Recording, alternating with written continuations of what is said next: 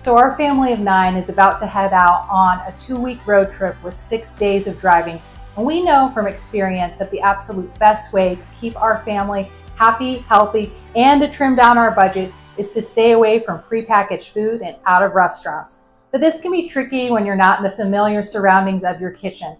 So I'm going to share with you my favorite tips and tricks, as well as a couple of easy recipes so that you can have delicious, healthy meals in any circumstance, even in a hotel room. So my number one tip, the game changer that I have discovered over the years, is to bring along my trusty Instant Pot. Now let me say, if you don't have an Instant Pot, first off, you need to get one. But secondly, don't think that you have to make some $100 investments. Because of their popularity, I see them all the time at thrift shops or on Marketplace.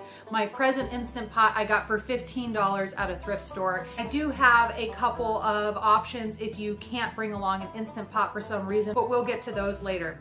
So when you bring along this Instant Pot, you have your own oven that can be plugged in anywhere, and you can have a healthy meal in your hotel room within minutes of your arrival. And the way to do this is to find some of those dump and go meals. Those are my favorite. Usually they're made for crock pots, but they're so easily converted to Instant Pot. And you simply add those and maybe some water, and generally within a half hour, you'll have this really good hot home cooked meal. I find that plugging my Instant Pot in and getting the meal ready takes less time than finding a restaurant, getting everybody seated, getting our orders taken, and then getting back out. And you're eating a lot healthier ingredients on top of that. Now I'm going to share a few of my favorite on-the-road Instant Pot recipes, but before I get to those, a couple of practical tips.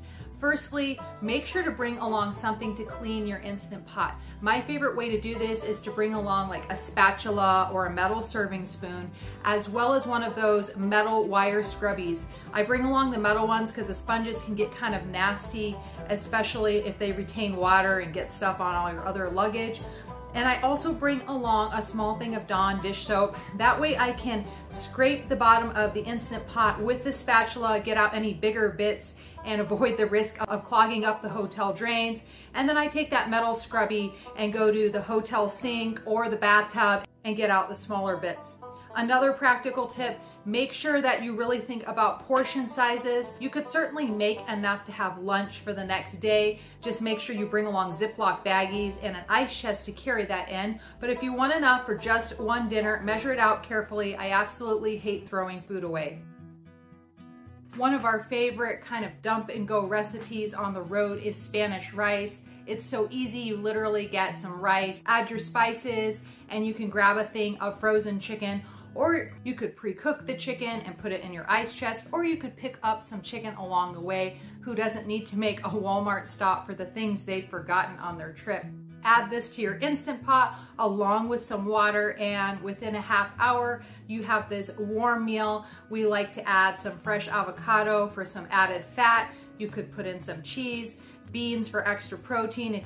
And the great thing is, if you do have leftovers and you feel inclined to save them, you could get some tortillas, bring along some tortillas, and have wraps the next day. There's a lot of really great pasta recipes I found online. You can simply bring along a jar of your favorite pasta sauce, brown the meat in the Instant Pot, and add the noodles and the sauce, and you have this great one-pot meal. I like to bring along some cut up veggies as a fresh side, maybe some cut up fruit. Another super duper easy one, I'm almost embarrassed to mention it, it's so easy, but maybe you have barely any time once you get to the hotel, is to take a couple cans of baked beans and have some cut up hot dogs. Now cut these up before you leave, otherwise you have to bring along a cutting board and a knife, which is just one more thing to remember. And cut up the hot dogs, saute them in the Instant Pot, add the baked beans, and you have this really simple beanies and weenies dish. It's not fancy, but the kids love it, and it's super easy and very filling, and still a lot healthier than anything that you're probably going to get at your local fast food joint or restaurant. Now, I mentioned if you can't bring an Instant Pot, maybe your car is just jam-packed. Something that we have loved to have for dinner, and it's whipped up really quickly, is chicken salad. I got this recipe from the blog Farmhouse on Boone. She has chicken salad 3 ways, but our family's absolute favorite is the Southwest chicken salad. I'll link it down below, and it has a ton of fresh fruits and veggies chopped up. I add some healthy homemade mayonnaise, some cooked chicken breast or whole chicken, and you mix it up all together. The flavors kind of meld together if you decide to store this and put it in an ice chest along the way. And then you can either bring along some bread, or you could get some tortillas for wraps. And this is just a really filling meal. It has healthy fats in it, lots of vegetables, and it's so easy to prepare. Our family really likes it. Now, I know I mentioned it's great to have some cut up veggies, some carrot sticks, celery, whatever, some type of snack to have alongside, so you have that fresh element to your meal. And I'm gonna talk a little bit more about the snacks we like to take on the road, because you can save a lot of money by not buying the prepackaged snacks. Most of those prepackaged snacks are not very good for you. Even the organic ones will just be really high in sugar. So when I prepare snacks for our family on the road, I have 3 qualifications. I'd like them to be really high in protein so that we aren't having those blood sugar drops, or the kids aren't getting this sugar high. I want them to be non-chokeable because I have little kids. And of course, if you know me, I want them to be easy. So some of the snacks that we're gonna take along with us on our road trip this time are dried chickpeas. These are such a good option as compared to potato chips. They've got a lot of fiber, they have a lot of protein, and you can season them according to your family's taste, and they give you that salty fix that you might be craving along the road. Also, I love the way that they're not super messy. I hate cleaning up ground up potato chips in our van after a road trip. I'll include an easy recipe to these dried chickpeas down in the notes. Another thing we're going to bring is homemade Lara bars or energy bars. These are really simple as well. All you need is a food processor, some nuts, some sweetener and flavorings, and some dried fruit. Shape them to the desired size, add some coconut oil, and I like to put mine in the freezer to harden quickly. And I also like to keep these in the ice chest so they don't get kind of gooey and soft. We also enjoy homemade granola bars. And another really good snack, or at least it's a really practical snack, is pre-peeled and salted hard-boiled eggs. I know a lot of people bring jerky along on their vacations for a high protein snack, but it's very expensive, and on top of that, little kids can't chew it very well, and I find because of the low fat content, it's really not that filling. I love having these hard-boiled eggs when maybe we're traveling and it's past mealtime, everyone's getting hungrier, we need something a bit more substantial, and I pass out these hard-boiled eggs. Make sure to cut them in half, because if your little kids can't eat a whole hard-boiled egg, that's another thing that's really gross to find ground up in your upholstery is hard-boiled egg yolks.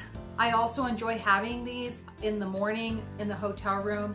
Some hotels have really nice free breakfast these days, but some don't, and the hard-boiled eggs are just a healthy protein. Right now I'm pregnant and I need to eat protein first thing in the morning, so I'm definitely bringing along a lot of these. Of course, they do need to be kept in an ice chest. And a really nice tip I've learned for saving room in your ice chest is freeze some extra water bottles. That way you're carrying along the drinks that you might need for the next day, but you're not taking up a bunch of extra room with ice that's just going to turn into undrinkable water. Speaking of hotel breakfast, I've been at some hotels that have some pretty miserable, nasty breakfast, low cost, cheap baked goods that don't fill my children up and aren't very healthy. So something else that we always bring along is homemade granola and yogurt. Our family does not do well with processed milk. Most health conscious people are switching to raw milk these days, but who wants to be bringing along this big gallon of raw milk? Yogurt is super easy to bring along because of the beneficial bacteria in it. If it gets a little warm, it's just going to ferment some more. It's not going to go bad unless you leave it out for a really long time. So I'll take this yogurt and I will mix it with the granola, and we have this high protein breakfast that includes a lot of probiotics as well. Maybe your kids, like mine, tend to get a little bit irregular and have tummy troubles from eating all the different foods on vacation. I find bringing along some extra probiotics really helps with that. really helps keep up their immune system so we don't have that post-vacation kind of breakdown where people have rashes and aren't sleeping well and get sick because their immune system has been dragged down by having too many bad foods. Something else that I always bring along is sauerkraut. I guess that might sound funny to some people, but it is so good for your gut. It really helps keep our digestive systems regular when we're on vacation. It's a great side to some of those dump and go dishes, especially the hot dogs and beans that I mentioned earlier. We've also baked potatoes and fried up sausages in our Instant Pot and had a side of sauerkraut. That was a really delicious meal and a crowd pleaser. Now, of course, the point of this video isn't to say don't go out to eat it all. We do have one planned restaurant visit along our trip. The kids do enjoy that. They enjoy picking out their food. But this restaurant visit, we are well aware for our family of 9 is probably going to cost over $100, probably closer to $150, depending on what everybody chooses to eat. And really just add up, if you are on the road for 1 day, 2 days, 3 days, and you are only spending $30 to $50 a day on food as opposed to $100 to $150, how much money you will be saving. And you can use this money towards doing activities your family loves, activities that are important to you, rather than going to a bunch of restaurants, which by the end of vacation, everybody gets sick of the fast food. And I have found that my children come home a lot happier if I make sure that they are getting at least one good wholesome meal along the way instead of just stopping at these restaurants. Now, if you're someone who really puts a high priority on your family's health and nutrition, but you like to do it frugally and stay within budget, you'll definitely enjoy this video on how I feed my large family.